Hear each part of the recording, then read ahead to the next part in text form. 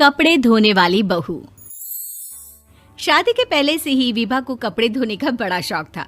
कभी नल के नीचे तो कभी तालाब के पास। अरे मेरी नीली वाली लुंगी नहीं दिख रही है। विभा की अम्मा, कहाँ रखी है लुंगी? अरे वो तो विभा ने परसों ही धोकर रखी थी आपकी अलमारी में, देखो वहीं होगी। वो ना मैंने आज धो दी, मुझे लगा कि गंदी हो गई होगी। अरे कैसे गंदी हो गई थी? उसे तो मैंने पहना भी नहीं। हे भगवान, इस लड़की के कपड़े धोने की आदत से परेशान हो गया हूँ मैं। जितना तो घर में राशन नहीं आता, उससे कहीं ज्यादा डिटर्जेंट पाउडर का खर्चा है। इसकी शादी करवा दो, शादी जाए अपने घर में ही करे काम, फिर चाहे घर के कपड़े धोने हो या पूरे गांव के।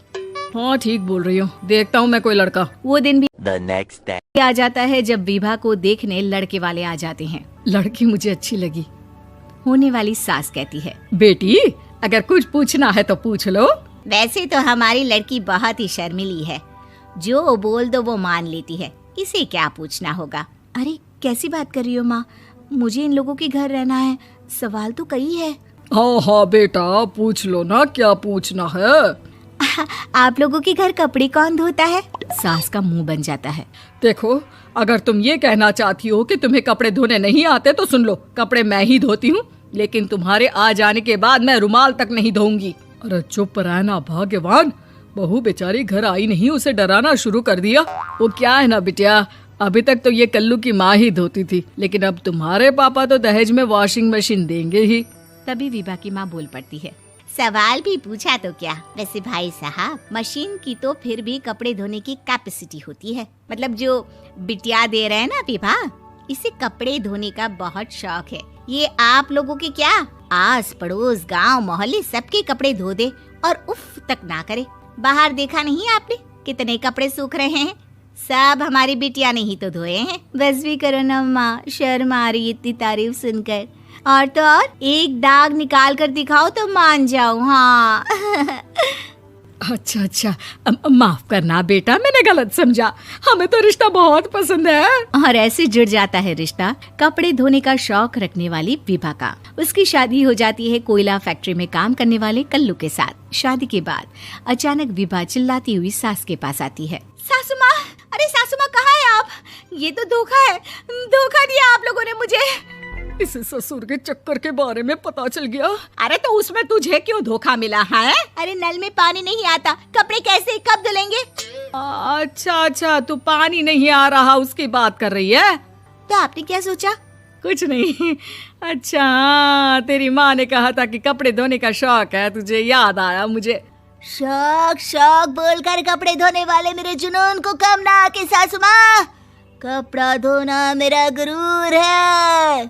तभी पति भी वहाँ आ जाता है। अभी मैंने इसे सनी देओल की फिल्म दिखाई है, उसी के डायलॉग मार रही है माँ। अच्छा सुन, साफ साफ बता रही हूँ, पानी सुबह 4 से 6 और शाम को 10 से 12 आता है, समझी? विभा टाइमिंग सुनकर हैरान हो जाती है। ये क्या भूतों का मोहल्ला है? सुबह 4 बजे उठकर कौन कपड़े धोता है? 4 बजे टंकी में पानी जाता है, फिर सारा दिन धोना ना, किसने मना किया? अरे कैसी बात कर रही हैं? 200 लीटर की टंकी में कितने कपड़े धो लूंगी मैं? सुबह ही उठ जाऊंगी मैं। अब क्या था, विभा सुबह 4 से लेकर रात के 12 बजे तक कपड़े ही धोती रहती। एक रोज सास पड़ोस से निकलकर कहीं जा रही होती है कि साथ वाली कहती है, हाँ कल्लू की माँ, जरा ये बताओ कि 2 साड़ी है, 2 ब्लाउज और एक पेटीकोट और एक नाड़े वाला लंबा कच्छा। हाँ तो? अरे तो क्या, कितना लोगी धुलाई ये बताओ। धोबन दिख रहे हैं हम क्या? हमारे पति सरकारी नौकरी से अभी रिटायर हुए हैं और बेटा सुपरवाइजर है कोयला फैक्ट्री में। धोबन समझ रखा है हमें?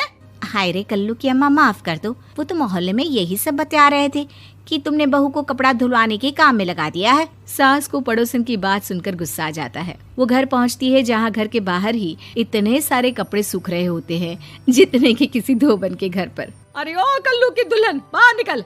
माँ जी यहीं आ जाओ, बाथरूम में चादर धो रहे हैं हम। अरे अभी हम धोते हैं, तुमको बाहर निकलो। ये आस पड़ोस वाले बोल रहे हैं कि हम बहू से कपड़े धुलवा कर उसे कपड़ा धोने वाली बना दिए हैं। अरे छोड़ो ना माँ जी, किन लोगों की बातों में आती हो? आस पास के लोगों का तो काम ही होता है कि वो किसी तरह सास बहू को लड़ा दे।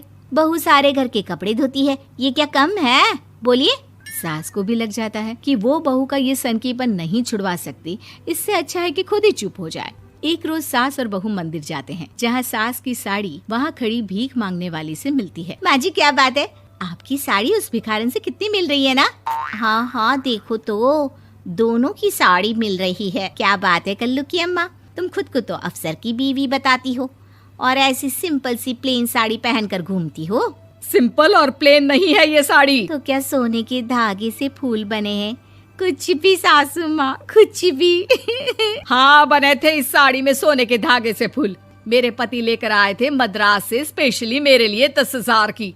ताहे भाई साहब इस भिखारन के लिए भी सेम टू सेम साड़ी लेकर आए होंगे 10,000 की। सास उस वक्त तो कुछ नहीं कहती, लेकिन बहू के साथ घर आती है और अलमारी से एल्बम निकाल कर लाती है। ये साड़ी देख रही है, ये वही साड़ी है जिसे मैंने अभी पहना था। इस साड़ी में ये जो चमकदार फूल दिख रहे हैं ना, ये सोने के धागों से काढ़े गए हैं। लेकिन तू लोकल वॉशिंग मशीन ब्रश से घिस घिस कर सारे फूलों को निकाल कर साड़ी प्लेन कर दी। मुझे माफ कर दीजिए सासू माँ। और तो और, जब मैंने तुझे तेरी गलती के लिए कुछ नहीं कहा, लेकिन तूने तो सबके सामने मेरा मजाक ही बना दिया। क्यों? बहू को समझ में आ जाता है कि अब से उसका कपड़े धोना बंद।